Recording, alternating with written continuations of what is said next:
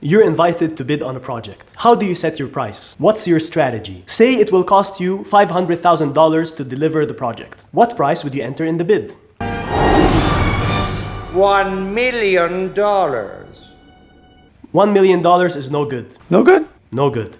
Of course, the profit margin is great, 50%. But the problem is, your price would be so high that one of the other, more reasonable bidders would be awarded the project. So yes, you want to make as much money as possible, but you also don't want to price yourself out. So depending on the industry, you should probably set your price to something around $555,000. That's a 10% profit margin. After all, 10% of something is better than 50% of nothing. And that's the beauty of these bids. They help the buyer get a reasonable price. It protects him from greedy suppliers who want to charge inflated prices with huge margins. By pitting these competitors against each other, the buyer forces them to behave. It keeps them honest.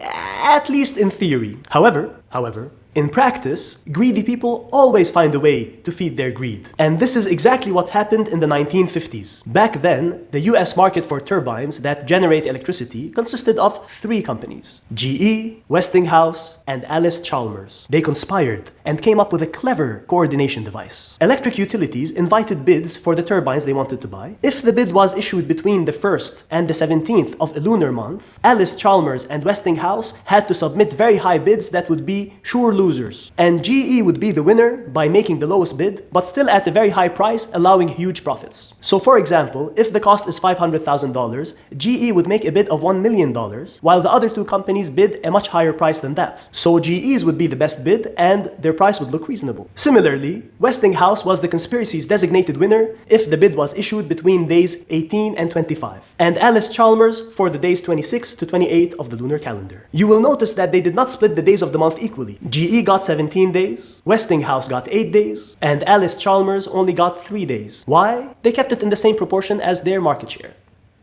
Now, why the lunar calendar? Well, in the United States, people use the Gregorian calendar. You know, January to December. So if these companies use that, someone might notice a pattern. So it was smart to base it on the lunar calendar.